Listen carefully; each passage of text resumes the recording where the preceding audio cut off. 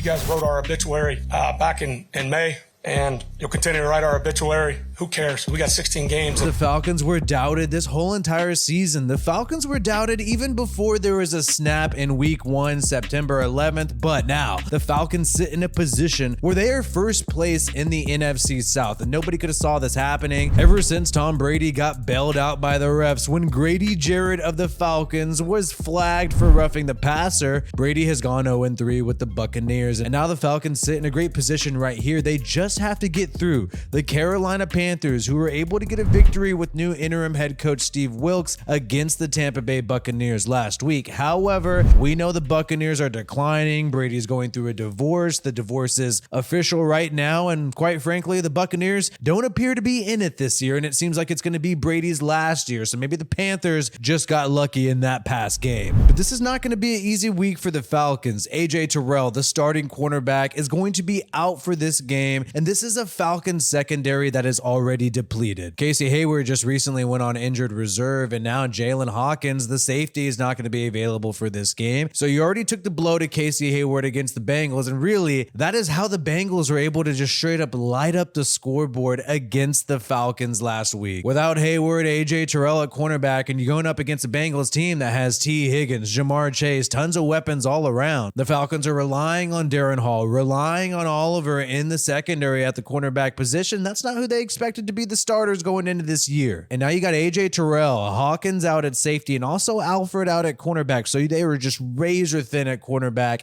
in this upcoming game against the Panthers. Now, Panthers do have injuries. Chuba Hubbard is not going to be available at running back in this game, but they primarily went through Freeman, and PJ Walker, quarterback of the Panthers, didn't put up the best numbers in terms of passing yardage against the Buccaneers, but he was able to throw for a couple touchdowns. So I believe the Falcons are really going to need to watch out in terms of their secondary when it comes to the red zone. When it comes to the red zone against PJ Walker, that's going to be the test. But the Falcons do have a lot to look forward to on the offensive side of the ball. Drake London is the highest graded rookie wide receiver according to PFF, putting up 2 touchdowns and 315 yards through 7 games. If the Falcons could eventually get that passing game going, it would really help them. They've been like irrationally run first. It's worked out well for them, but it just seems like at a certain point, they do need to play balanced football. And the question is this Marcus Mariota's fault? Is he not getting it done? Is the offensive line giving him enough time? In my opinion, when the Falcons are trailing, when they do have to pass, when they're in that one-dimensional standpoint, yes, the offensive line does struggle. However, there are moments where they do give Mariota 3 seconds, and it just seems like he's not willing to make certain aggressive throws. Maybe he doesn't have faith in his arm all the time when he's just sitting there in the pocket. We have seen this guy excel when he's throwing on the run, when he is making an improvised play. But if you have to rely on that every time in the passing game, you are going to struggle straight up. But the Falcons do have tons of optimism. You just traded away Matt Ryan this past offseason after he got pissed off because the Falcons were pursuing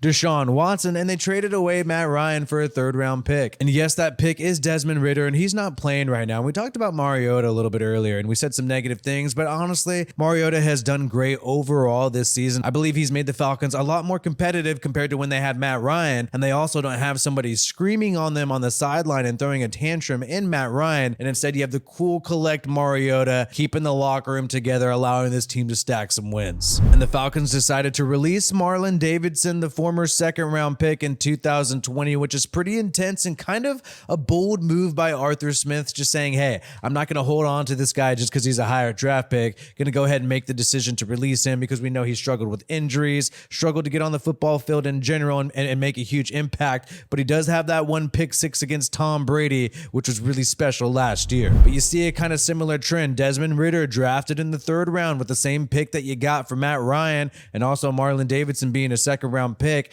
Not going to rush Desmond Ridder to start, not going to hold on to Marlon Davidson just because I drafted them high, and I think that's what the Falcons should do. They should give Desmond Ridder some time, let Mariota play this year, maybe even let him play next year because you still have him for pretty cheap. And keep in mind, man, Mariota hasn't played many games lately. When he was with the Raiders, he was on the sideline most of the time and kind of a Taysom Hill gadget player. So this guy is still kind of getting used to live reps, live NFL games throwing the football. I think he's going to steadily improve throughout the rest of the season. And if he's a solid guy, you should start this guy next year. Why not? Having a whole nother offseason under his belt, and then you're not rushing Desmond Ridder. You're allowing Desmond Ridder to slowly learn the game. That way, when he is a full-time starter, he is completely ready to go. And I feel like you just give a quarterback more of an opportunity. When you say, hey, we're going to give you some time to acclimate to the NFL, then we're going to make you a full-time starter, rather than just throwing him in there and expecting them to solve all your problems. Either way, the Falcons have an interesting set of games ahead of them as they compete for first place. Currently, technically, a first place in the NFC South. Then you play the Panthers, a Chargers team that is also declining in their own right,